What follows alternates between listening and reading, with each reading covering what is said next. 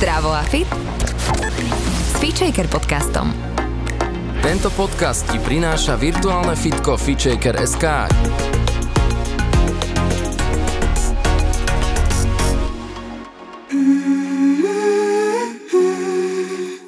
Krásny deň vám želám, opäť vás vítam v ďalšom podcaste, v ktorom sa budeme rozprávať o tom, ako komunikovať tak, aby sme si vo vzťahoch boli k sebe bližšie a lepšie sa chápali.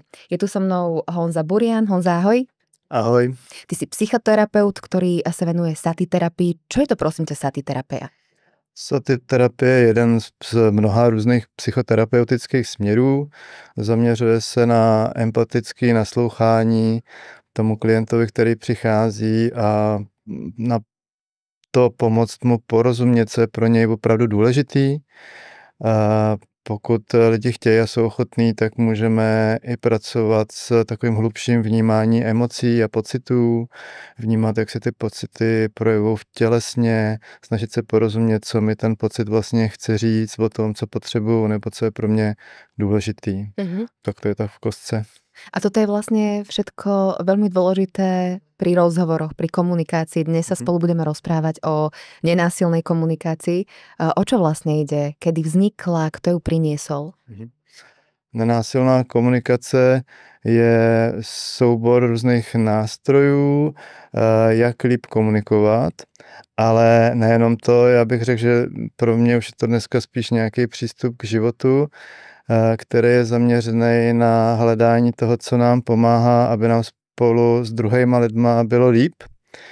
A vlastně je to přístup, který je míň autoritativní, že neříká tolik, co bychom měli dělat, nebo co musíme dělat, nenařizuje, nevyhrožuje, že když něco nebudeme dělat, tak budeme nějak potrestaný, nebo že když něco uděláme, takže dostaneme odměnu, ale spíš se zaměřuje na to, na schopnost uvědomovat si, co opravdu teď je pro mě důležitý, co potřebuju. To je nějaká empatie k sobě nebo porozumění sobě. A vlastně tato schopnost jinými slovy se dá označit jako všímavost nebo mindfulness. Vnímat, co právě teď se mně odehrává a nějak tomu dobře porozumět, jaký význam to má pro můj život. A to samé vlastně k směrem k druhým lidem. To znamená naslouchat těm druhým lidem, než se snažím tomu druhému něco vnutit, nějaký svůj názor, tak vlastně zkusit si ho vyslechnout, dát opravdu mu pozornost, abych mu opravdu porozuměl, dát i najevo ten zájem, že mě ten druhý zajímá, a zkusit pochopit, co je důležitý pro toho druhého.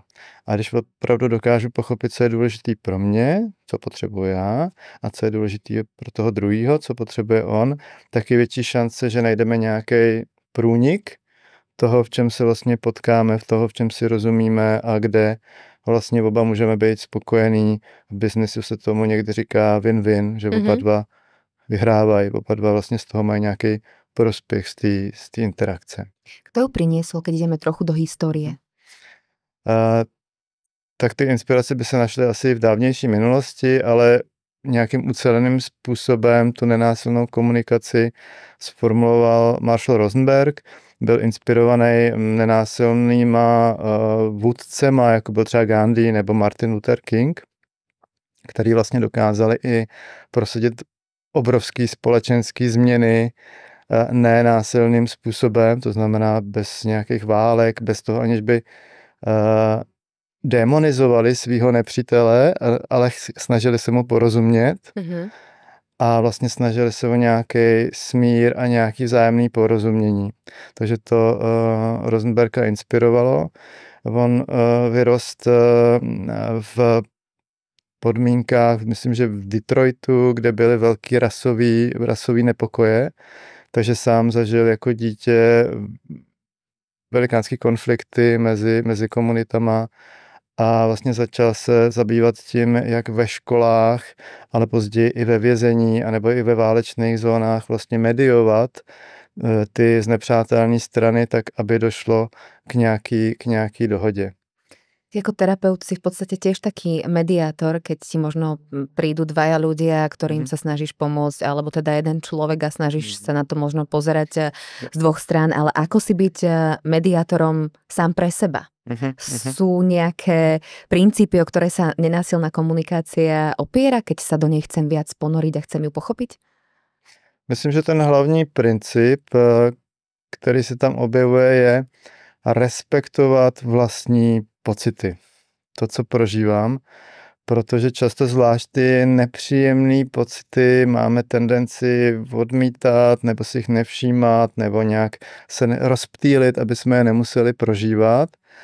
A ať už je to strach, že se něčeho bojím, nebo jsem na něco naštvaný, nebo jsem smutný z něčeho, protože prostě ty pocity jsou nepříjemný, můžou být zahlcující a často s nima neumíme pracovat, nevíme, co si s nima počít a bránějí nám nějak normálně fungovat, takže do nějaký míry to dává smysl, že se nenechám úplně hned zahltit těma nepříjemnýma pocitama.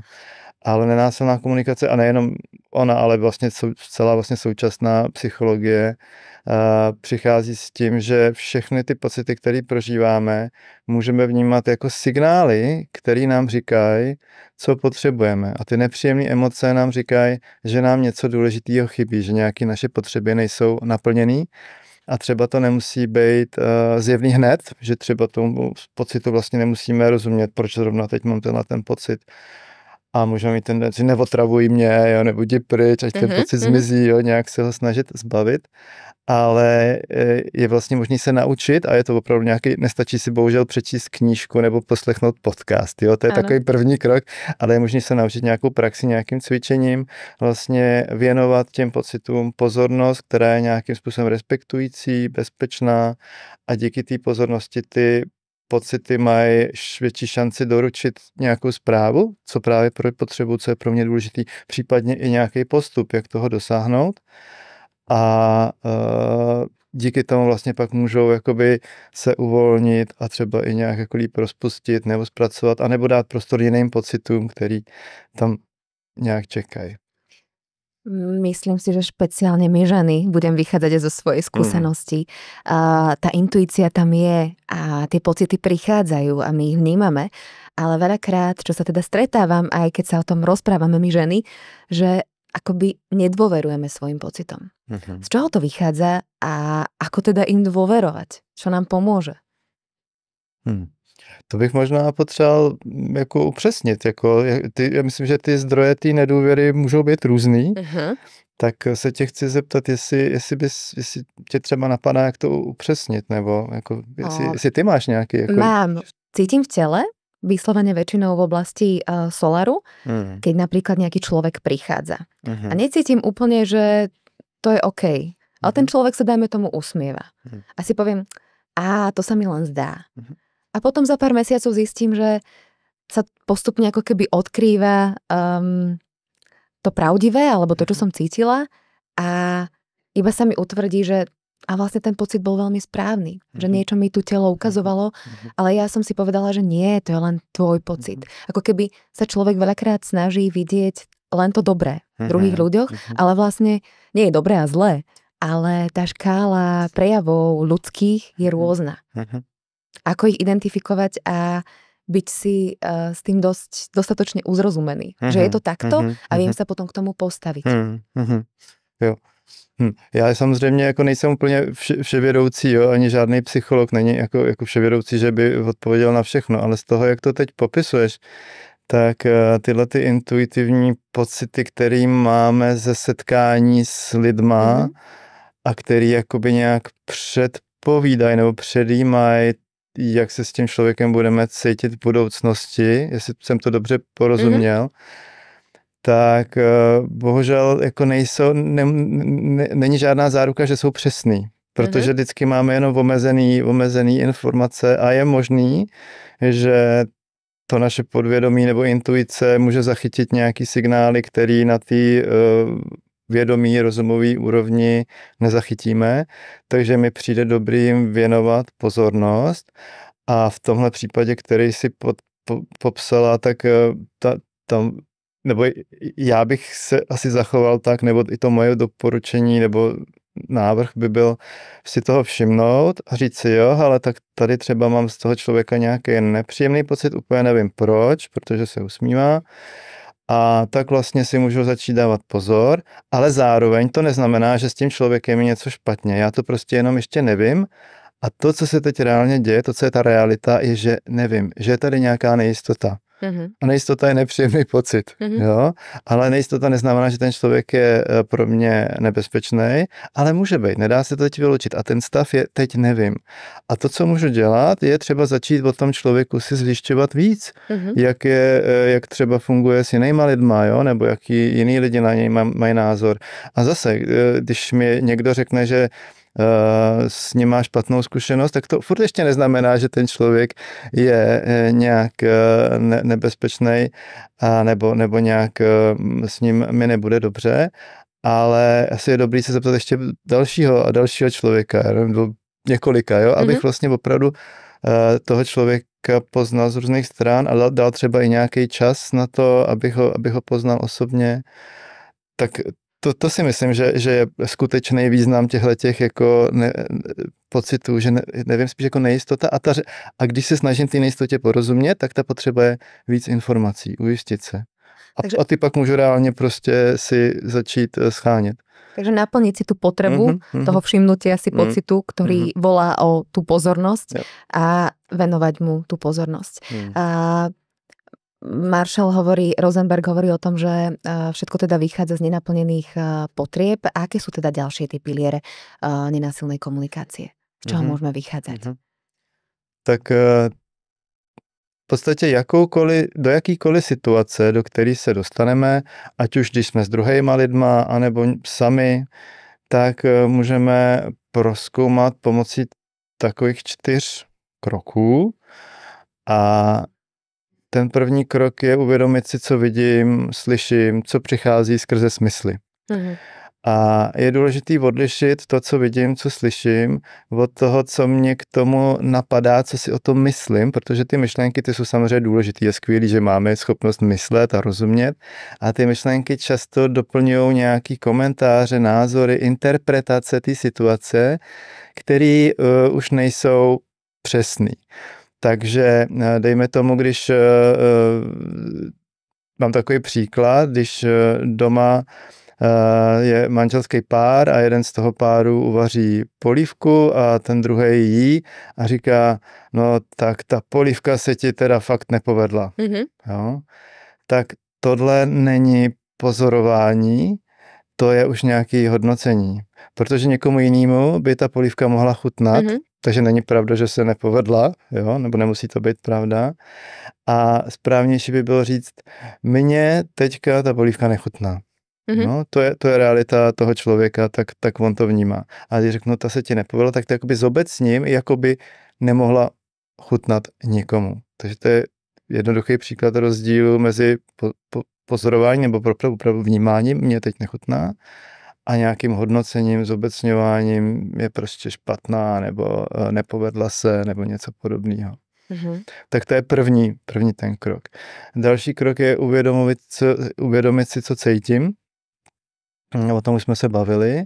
A ty pocity nějakým způsobem respektovat, brát, což vlastně znamená jenom uznat, že můžou mít nějaký význam a nějaký smysl. Nepříjemný pocity, že asi mi něco teď chybí.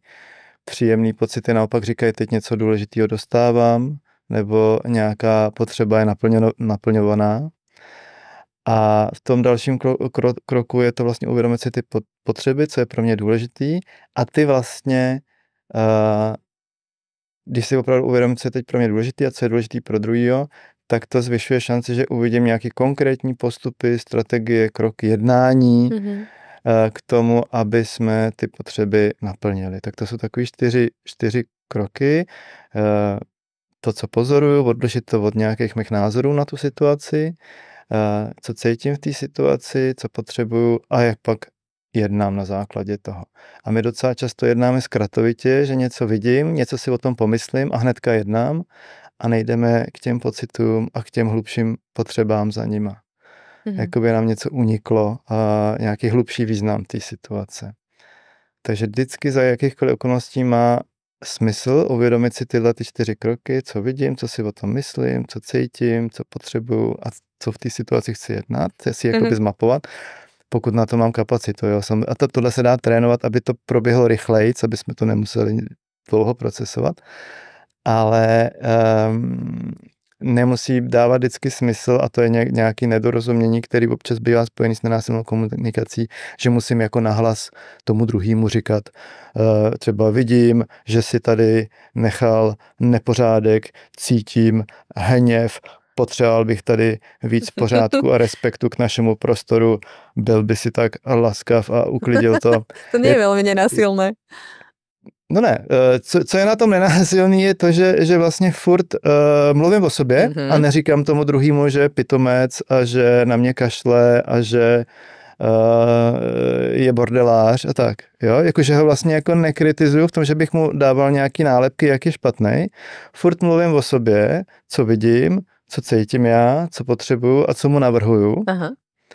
V tomhle je to nenásilný, že jakoby neříkám, že on je špatně. Chápem. Jo? Ale to je taký dobrý začiatok.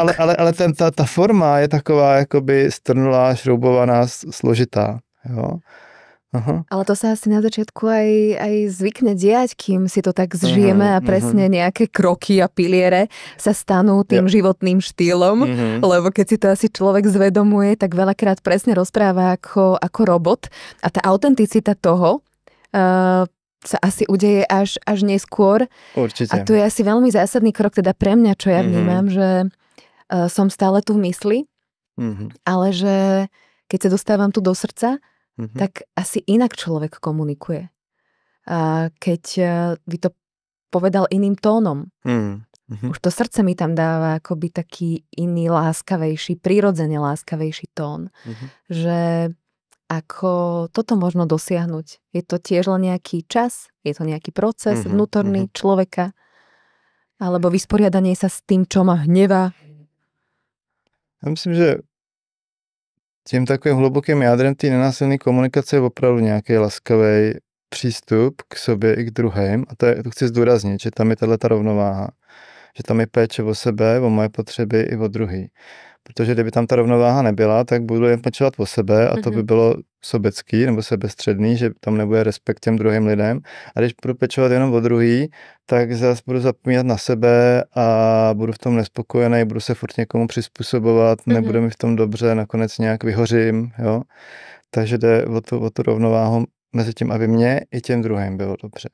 A ten první krok je, aby jako pečovat o sebe. Což není sobecký, ve všech vlastně, asi jste to možná slyšeli, někdy v letadle se doporučuje, že když jste s dítětem, tak vlastně nejdřív dát masku sobě, záchranou, a pak tomu dítěti, abyste neskolabovali, takže nejdřív se postarat o sebe, a když se postarám o sebe, jsem zazdrojovaný, mám nějakou kapacitu, možná se o tom pak pobavíme víc, co to znamená, tak pak můžu být tu víc i pro druhý, můžu nějak naslouchat, můžu pečovat i o ně.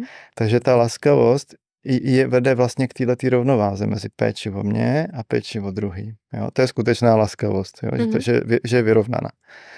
A potom vlastně v takové situaci třeba, kterou jsem popsal před chvílí, že jsem doma a teď vidím, že tam je nějaký nepořádek, který udělal nějaký další člen domácnosti, tak vlastně buď se můžu jako naštvat a toho druhého nějak seřvat, podívej se, co tady udělal za bordel, to už je zase, jako ty na mě tady kašleš, A vlastně sice tím jako vyjádřím nějakým způsobem, že mi jde tady jako o pořádek v tom našem bytě, ale už nevyjadřuju, že mi jde i o to, aby jsme se tady doma nějak navzájem respektovali, aby tady byl nějaký soulad mezi náma, jo? Aby nám to bylo spolu dobře, jo? V tom domově.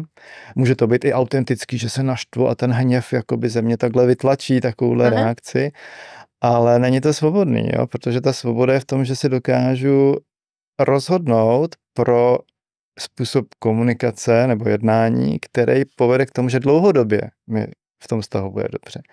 Takže může dávat smysl se jako zastavit, trošku se napojit sám na sebe, uvědomit si, aha, já vlastně chci, aby nám tady spolu bylo dobře. A to možná může být důležitější než teď v tuhle chvíli, že tady jako je nepořádek.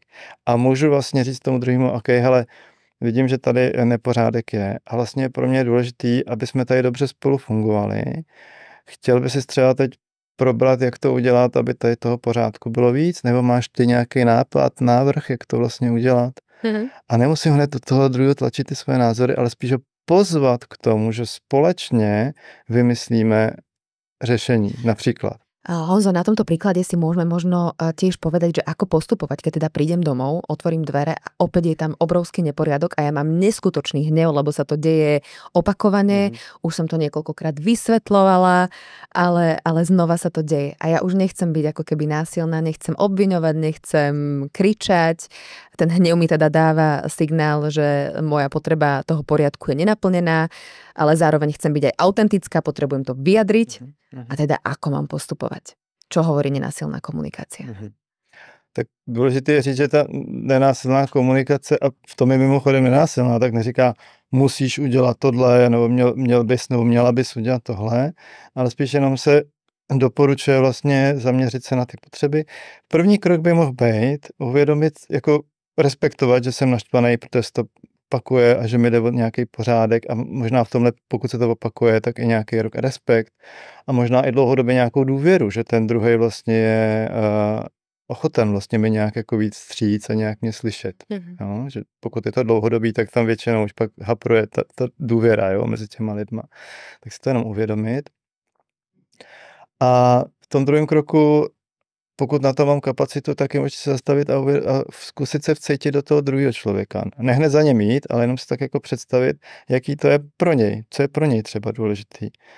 A můžu třeba zjistit, že, nebo mě může napadnout, že pro ně je důležitá nějaká svoboda v tom, že nemusí hnedka uklízet, jo, nebo že pro ně je taky důležitý pořádek, ale jenom prostě, že má někde jinde ten práh toho, co už mu vadí, co už vlastně mu dělá nějak jako ať už prakticky, anebo čistě jenom esteticky něco nepříjemného. A vlastně, že by potřeboval respektovat, že ten práh má jinde než já, který mu ten nepořádek vadí víc, jo, nějaký druh respektu. A možná i v té komunikaci, že potřebuje nějaký druh respektu. A tohle to všechno mě pak může dovést k tomu. Například, jo, to neznamená, že to musí být jako vždycky. Jo. Jako nenásilná komunikace rozhodně nezakazuje a naopak podporuje i velmi tvrdý a ostrý vymezení vůči někomu, kdo překračuje moje hranice. Protože to je péče o sebe. Jo. Takže klidně i můžu velmi jako důrazně říct, ale pokud ta situace dává smysl, vidím, že tady je nepořádek, na něčem jsme se domluvili, přál bych si, abys to uklidil. Jo, jako klidně to může být i takhle důrazný, ale to nemusí být vždycky to, co zajišťuje, že to ten druhý dobře přijme. A pak vlastně můžeme skončit v nějakém konfliktu, který nepovede k tomu, že dostanu, co chci. Nepořádek tam zůstane a ještě budeme navíc rozhádaný. No. Takže jedna z možností, která může mít větší šanci k tomu se nějak dobře s tím druhým domluvit, je to, co jsem vlastně navrhoval před chvílí, je navrhnout mu, nebo říct mu, hele, tady vidím, že to je nepořádek, je pravda, že je to tak, že mi to jako vadí a už nechci, aby se to takhle dělo, ale chtěl bych to spolu s tebou nějak jako vymyslet, jak to udělat, jestli ty máš nějaký návrh, co by se s tím dalo dělat, jestli tebe nějak, protože mě by to fakt udělalo velkou radost, kdyby jsme teď na to přišli a vlastně dávat tomu druhému najevo, že on mě vlastně zajímá taky a že mě zajímá jeho názor a jeho nějaký návrhy nebo možnosti, které on přinese k řešení té situace a ne já řeknu, ty jsi špatně a bude to takhle a dělej a tlačím na něj, protože jak to asi znáte, když na vás někdo tlačí, tak většinou buď ta reakce je, že začnu tlačit proti, jakože se začnu bojovat, anebo se jako podřídím, ale pak mi v tom fakt není dobře s tím člověkem, kterým se podřizuji většinou, protože se něčeho bojím. Jo. To je to ďalší pilier vlastne, o ktorom akoby sa hovorí v tej nenásilnej komunikácii, že ľudia veľmi radi ako keby urobia ten krok k tomu dobrému, ale treba to dobrovoľne. Že musím to možno pochopiť, že chcem tu mať poriadok, ale ja to potrebujem pochopiť dobrovoľne. A ešte sa mi páči jedna taká vec, že veľakrát si možno povieme, že ty mi to snad robíš na schvál, ale v podstate možno výsť z tej empatie toho, že že každý človek ako keby je vo svojej podstate nenásilný a dobrý? Alebo ako to je? No, já vlastně bych, jako moje tendence by nebyla říkat, že jsou lidi špatný, ale ani, že jsou jako dobrý. Lidi jsou prostě takový, jaký jsou a spíš bych neříkal, všichni lidi mají nějaké potřeby a snaží se je naplňovat. No. A ty potřeby jsou krásné.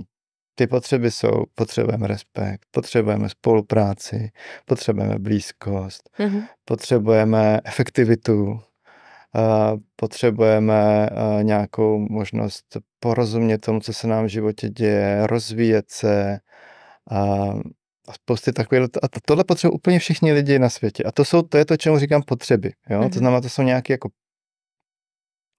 průniky toho, na čem se lidi shodnou a které nejsou konfliktní. Jo? A rozumím, že ty chceš respekt, že já mám pořádek. Ale ty způsoby, jak si lidi snaží naplňovat ty potřeby, třeba ten pořádek nebo ten respekt, tak ty už v konfliktu být můžou. Například, když chci pořádek za každou cenu, začnu na druhého křičet, aby tam uklidil, jo, tak je to moje strategie nebo způsob, jak si snažím naplnit svoji potřebu pořádku, ale může být úplně kontraproduktivní, protože ten druhý říká, co na mě řveš? Podívej, já schválně tady třísknu ho talířem vozem, jo?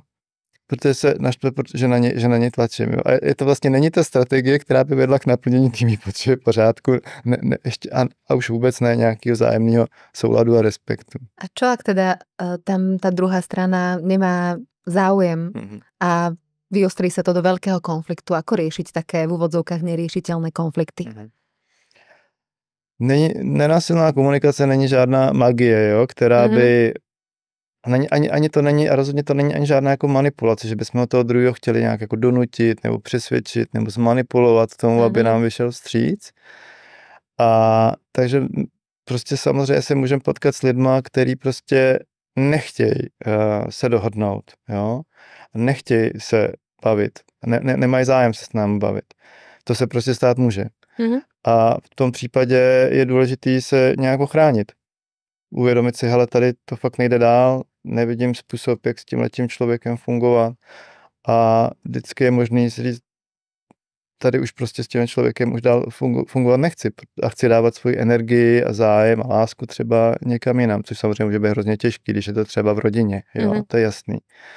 Ale není to magie, která zajistí všechno, ale pokud na té druhé straně je člověk, který aspoň trochu má zájem na nějaký dohodě, a což se ukazuje třeba, my jsme se teď bavili jako o rodinách, jo, ale třeba když se dělají mediace mezi skupinama, který mají opravdu úplně protichůdný zájmy, třeba nějaký environmentální aktivisti, který chrání nějaký území a nějaký developeři, který tam chtějí něco postavit, jo, a teď tak se ale ukazuje, že i v takovýchhle případech, kdy ty skupiny mají úplně protichůdný zájmy, tak se dá najít nějaký průnik toho, na čem se shodnou a z toho se dá pak postupně najít nějaká dohoda. Když tam aspoň nějaká minimální ochota vlastně se spolu začít bavit a nějaká chuť tu dohodu najít, protože ty strany tušejí, že to pro ně nakonec by bylo výhodné, kdyby se jako dohodli, jo. Tak ta nenásilná komunikace může pomoct překonat ty hromady překážek, které mezi těma stranama stojí. Ale znovu říkám, to nezaručíte, že vždycky každý se s vámi bude chtít bavit. V komunikácii sa nám veľakrát stáva, že sa potrebujeme vyrozprávať. Máme toho veľa, máme pretlak, doba je rýchla a sme s niekým na káve a ideme. Rozprávame a zabudáme možno počúvať. Ako byť takým možno aj dobrým empatickým načúvačom, keď si to teda všimneme, že málo počúvame a mohli by sme počúvať viac. V první řadě je to asi dát si ten záměr, jo, že chci poslouchat. My to na kurzech vlastně cvičíme, jo, že hodně pracujeme ve dvojicích a ty lidi se opravdu, jedna z věcí, co se při tom učí, je naslouchat tomu druhému. Máme přímo jedno speciální cvičení, že jeden mluví, druhý jenom naslouchá a pak mu vlastně vrací to nejdůležitější, co slyšel. Není to nějaká jako zkoušení, jestli si to pamatuješ úplně přesně, ale jenom vlastně, že opravdu říkáme to, co ten druhý nám říkal, ten druhý to vyslechne a říká, jo, tohle bylo přesně to, co jsem říkal, tady jsem to myslel trošku jinak a ještě mě k tomu napadá něco, čím to chci doplnit. Většinou mluví o nějakých situacích ze svého života. Zase to řekne, ten druhý zase naslouchá, zase mu to vrátí a takhle si to pinkají několikrát, dokud ten první nemá opravdu pocit, že byl hluboce vyslyšený a často pak lidi říkají, no takhle mě nikdo nikdy jako nevyslech, jakože úplně do podrobna, do hloubky, jakože a je to hluboce úlevný pocit, který dává nějaký bezpečí, že ten druhý opravdu má o mě zájem, že mě vnímá a že nechce jenom zase vychrlit to svoje. A když takhle lidi jsou hluboce vyslyšení, a to platí obecně, když někdo má zážitek, že ho nasloucháte, že se mu snažíte porozumět a že vám záleží na tom, co je pro něj důležitý, tak pak ty lidi mají mnohem větší ochotu naslouchat i vám, že to je vzájemný. Takže když někoho vyslechnete, dáte mu najevo, že se snažíte mu porozumět, což nemusí nutně znamenat, že s ním vždycky souhlasíte. To jsou dvě dost různé věci. Někomu porozumět, pochopit jeho stanovisko, ale zároveň můžete říct, já ti rozumím, vidím, jak to myslíš, jo, ale tohle není něco, co by bylo slučitelné s tím, jak to chci já, protože to jde proti mým potřebám, jo. Takže s ním nemusíte souhlasit, ale můžete navrhnout, OK, zkusme najít, já ti teď řeknu, jak to vidím já, co já to mám důležitýho, co je pro mě důležitý. A když to tak si to tak jako pozdílíme, to, co je důležitý pro tebe, co je důležitý pro mě, tak možná najdeme řešení, který bude fungovat pro nás oba. Takže jenom ještě, když to shrnu, to odpověď na tu tvoji otázku. První je dát si vědět, jak je to důležité naslouchat a snažit se porozumět, dát si ten záměr a nebejt na sebe možná moc tvrdý, když to třeba hnedka nepůjde, protože ty naše vzorce a stereotypy komunikační mají obrovskou setrvačnost, takže se pořád bude dít, že třeba bude pro mě těžký naslouchat, jo, pokud na to nejsem zvyklý, a dá se to nacvičit. Sa možno dostávame k nejakej kapacite takého empatického načúvania. Možno aj pri konfliktoch, dajme tomu, prídem, sú tam dve malé deti, ktoré sa začnú škriepiť. A jeden mi chce vychrliť svoju pravdu, druhý mi chce vychrliť svoju pravdu. A teraz ja sa potrebujem najskôr postarať o seba, lebo napríklad mám veľmi ťažký, náročný deň, celý deň som bola v práci a neviem reagovať akoby empaticky na nich. By som asi začala kričať z toho miesta, lebo toto by bola posledná bodka toho všetkého. Takže môžem im napríklad povedať, že prepáčte, dajte mi chvíľočku, hneď sa vám budem venovať a o chvíľu prídem, predýcham si a vrátim sa tam? Alebo ako sa v takomto momente postarať o seba, aby som bola empatická? Lebo ta moje kapacita empatie je už naplněna. V tomhle případě je důležitý, aby ty děcka věděli, že i když třeba teď tu kapacitu nemáš, tak že tě zajímá ten jejich spor a že je pro tebe důležitý, že oni něco silného prožívají a že tomu chceš věnovat pozornost, i když třeba nehned. Takže to, co si navrhovala, by mohla být možnost, že jim řekneš, hele, já teď potřebuji čas pro sebe a přijdu za chvíli. A zároveň ale pro ty děti tohle může být fakt jako silný, jakože vlastně jim odmítneš i tu svoji nejenom pozornost, ale i přítomnost vlastně, jo, že úplně odejdeš. Takže tohle mi přijde něco, co může fungovat spíš jako s dospělejma, že si jako vyloženě vemu čas pro sebe.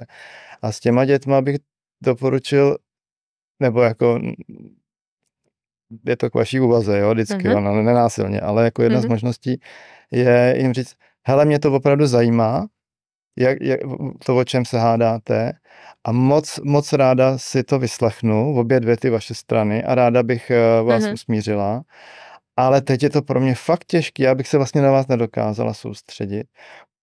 Pojďme si teď povídat o něčem jiném, nebo pojďme teď dělat něco jiného a za chvíli se k tomu vrátíme. A to klíčové je to první. Fakt mě zajímá, co řešíte. A navrhuji, že se k tomu dostanu až později, protože teď bych to vlastně nedokázala s váma dost plně, jako nedokázala bych vám naslouchat, jo, jak jsme se bavili před chvílí vlastně. Tak to může být jedna z možností. Jo. A rozhodně to je lepší, než neřvěte na mě frackové. Jako, jo. To je samozřejmě, to je samozřejmě. Koukejte se dohodnout sami, nebo nezajímá mě to, jo, nebo něco takového. Zajímá mě to. A teď na to nemám. Jo.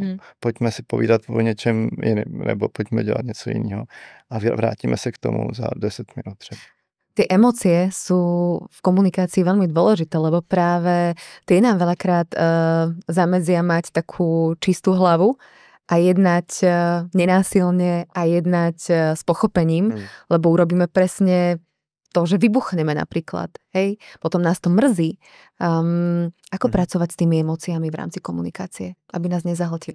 Jakože to úplně nejtěžší je chtít hnedka dokázat ovládat svý emoce v té přímé interakci s těma druhýma lidma. Mně teď napadá ještě jeden příklad takový čerstvý. Jedna paní, která ke mně chodí na terapii, tak řeší, že její tchyně přijede k ní domů a začne jí tam hnedka uklízet, aniž by se jí zeptala. Jo? A pro ně je to hrozně samozřejmě nepříjemné, hrozně jí to štve, protože to vnímá tak, že ta tchyně jí vlastně jako proniká, ona říká, že invazivní, jo, takhle pojmenovala invazivní, že proniká do toho prostoru a že vlastně jí tím, vlastně, i když to neříká nahlas, ale takže jí tím chce vlastně jako říct, že nemá doma dost uklizeno, nebo že to nezvládá, jo? Že vlastně a takhle si to by vykládá, jo? To tchynino jednání. Tak jsme se o tom bavili a vlastně uznali jsme to, že jí to jako štve, jo? A ještě se stalo, že teda nějak jako na ní vybuchla, aby už to jako nechala bejt, jo? Že ty emoce prostě nějak na ní vychrlila, na tu tchyni. A když jsme se pak o tom s odstupem pobavili, tak vlastně jasně uznali jsme ten její hněv, uznali jsme, že že to je moje prostředí, nějakého respektu k tomu mému prostředí. Ale pak jsme vlastně zjistili, že ona vlastně jako neví přesně, co tím ta tchyně, jako co má zatím, že má nějaký dohady o tom. Takže ta potřeba by byla jako potřeba nějaké ujištění nebo zjištění, porozumění, co vlastně zatím všechno ta tchyně má. Jo? A když jsme to tak zkoušeli odhadovat, tak jsme vlastně zjistili, že ona možná ta tchyně jenom se snaží pomoct. A že z hlediska té tchyně to nemusí být, hele, já ti tady uklidím, abys věděla, jak seš nemožná jako hospodyňka, ale že prostě jenom dává podporu. Že pro tu tchýně, a to je její potřeba, pomáhat, podporovat, jo, nějakým způsobem nebo možná i jako, že chce jako být užitečná, jo. A jenom vlastně smysluplně tam nějak ten svůj čas trávit, protože je na to zvyklá ze svého domova, že tam uklízí, tak proč by neuklízela i tady. A že to, co tam vlastně chybí, je jenom jednak si o tom popovídat s tou tchýní a říct, hele, já bych vlastně, pokud je to tak, že ty mi vlastně chceš jenom pomoct, jo, tak vlastně to se dá i jako ocenit. To je vlastně hezký, že mi chceš pomoct. Aha. Akorát já bych si s tebou chtěla domluvit, a že pokud tady chceš uklízet, nebo mi nějak, tak si mě prosím nejdřív zeptej, co já bych potřebovala.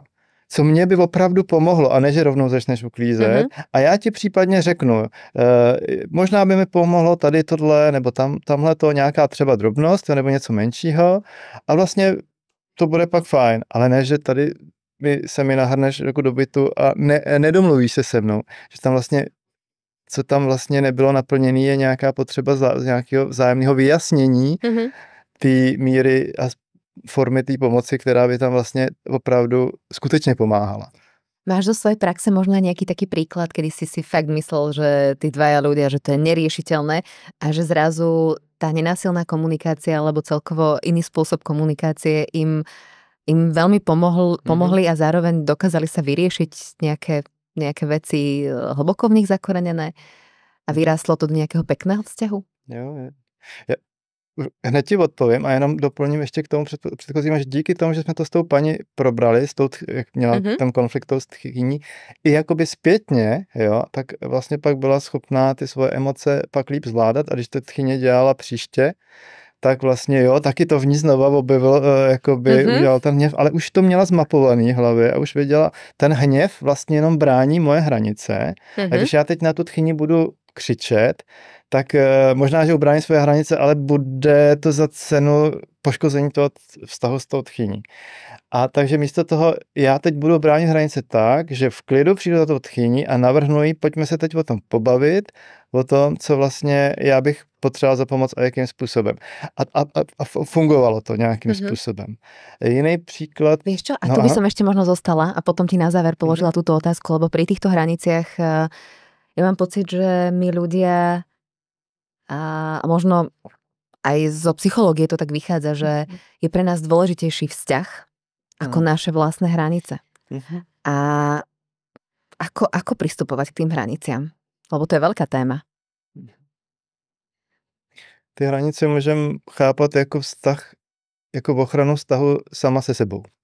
Takže pokud jde o vztahy, tak vlastně ten vztah sám se sebou mi přijde klíčový a znovu říkám, ne jako, že sobecký, jenom sebestřednej, ale jenom jako základ toho, že pak mám kapacitu tu být nějak zdravě s těma druhejma a ne se jim přizpůsobovat za cenu toho, že já trpím.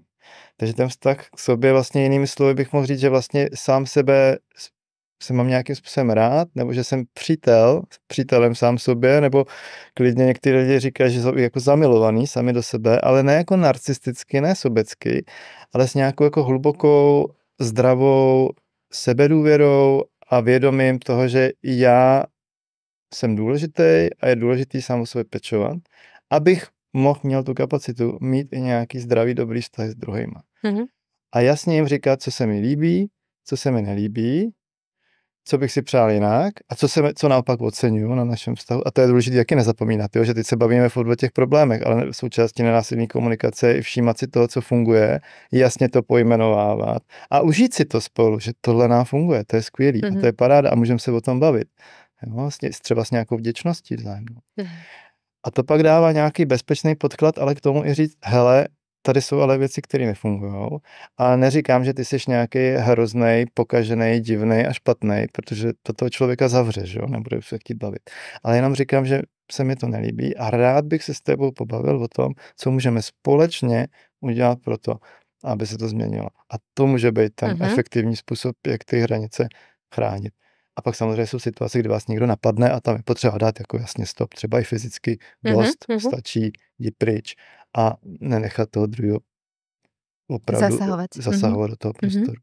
Poďme teda možno na záver k tomu príkladu. To byl příklad můj vlastní, kdy vlastně sám jsem zjistil, jak je to silný začít reagovat nenásilně. A byl jsem na nějakým to asi není důležitý. Prostě jsem se domluvil, že někde budu pomáhat v kuchyni jedné kamarádce a domluvili jsme si, že si tam jako rozdělíme nějak práci, že já tam budu dopoledne, ona v poledne něco. A teď tam byla ještě jiná kamarádka, která vlastně dávala pozor na ten provoz v té kuchyni. Bylo to na nějakém meditačním ústraní, jo, kde jsme tak všichni spolupracovali. A ona tam přišla do té kuchyně a teď viděla, že je tam dejme tomu manažerka, jo, která jakoby sledovala provoz té kuchyni, tak viděla, že v té kuchyni je jenom ta kamarádka a já tam nejsem. A tak pak šla za mnou a začala mě jako nadávat, hele, ty nejsi v té kuchyni a necháš to všechno jenom na ní, na té kamarádce a ty jsi prostě bezohledná, jak si to představuješ, že ji v tom necháš. Dobrý meditační pobyt. Jo, a takhle to na mě vychrlila. A já jsem taky jako vyslechnul a to samozřejmě to bylo jako pro mě silný, jo, jako nepřijde mi tak, obvinuje mě vlastně z něčeho, ale vlastně nějak jsem to tak jako ustál, že jsem to jenom vyslechnul a říkal jsem, aha, a teď jsem trošičku šrotoval, jo, ale říkal, to je pro tebe fakt jako důležitý, aby to v té kuchyni jsme to měli rozdělený jako férově. Je to tak? O to ti jde? A ona tak zarazila. Říkal, jo, no, jo. Aby to bylo férový. Jo, přesně tak to chci. Říkám, aha, pro mě je to taky důležité, aby to bylo férový. A proto jsem se s tou kamarádkou dohodnul, že já tam budu jako ráno a ona tam pak bude v poledne. Takže to máme dohodnutý. A říkám, aha, tak to jo, opět bylo vidět, jaký to takhle dochádzalo postupně. A já jsem samozřejmě mohl jako reagovat i tak, jako že bych hnedka jako na ní řekl, co na mě křičíš, jo, ale prostě mě obvinuješ a vůbec se mě nezeptala a tak jo, nějak se začít buď na ní útočit, anebo se bránit, ale prosím tě, já jsem v pořádku, já jsem si to s ní přece dohodl, jak se jako bránit. A místo toho jsem dostal jako klidu a jenom jsem jsem si vlastně ověřil, jestli ji dobře rozumím, jestli jde o tu férovost, jo, nebo nějakou spravedlnost, prostě, že to máme dobře rozdělený. A když jo, tak jsem řekl, ale to takhle to máme. Jo? A vlastně a úplně bylo vidět, jak jenom to, že jsem na ní ani neútočil, ani se nebránil, ale jenom jsem jí vyslech a jenom jsem jí ověřil si, jestli ji dobře rozumím. A to je to, o čem jsem před chvíli, že ty lidi, když opravdu vnímají, že se o ně zajímáte, nasloucháte jim a snažíte se jim porozumět, tak se ohromně uklidnějí a otevřou se tomu, že vlastně začnou naslouchat vám. A to je takový magic, jako nenásilný komunikace. To nám tu potom tak veľmi ľahko, že vyzerá niečo hrôzo strašne a potom zrazu to urobí také, že veď to je vlastne v pohode. Někdy se to takhle povede, někdy to je někde mezi a někdy se to holt nepovede. Jo? Ale ta nenásilná komunikace nezaručuje, ale zvyšuje šanci, že se mezi sebou dohodnete a bude vám spolu líp. A tiež nám to nemusí fungovať hneď na lusknutie prsta, ale presne do začiatku možno budeme takí robotickí, ale potom postupne sa nám to dostane pod kožu a budeme vlastne na základe každej tej jednej situácie, ktorá nám príde, si tie hrany obrusovať a bude to lepšie a lepšie. Je to trénink, určite. No, ďakujem veľmi pekne, Honzo, že si prišiel. Kde ťa ešte ľudia môžu nájsť? Tak já bydlím v Praze, působím většinou v Praze, takže... Máš nějaký web alebo niečo? Jo, a web mám právě teď info. Je to ještě jednou právě teď, bez diakritiky, .info. Ďakujem ti ešte raz, že si prišiel a ja teda verím, že sa nám bude dariť komunikovať s väčšou láskou a nenásilne. Hodne šťastí. Ďakujeme. Ďakujeme vám, že ste boli spolu s nami. Majte sa krásne. Počúvali ste Fitchaker podcast. Ja som Adri Špronglová a teším sa na vás na budúce.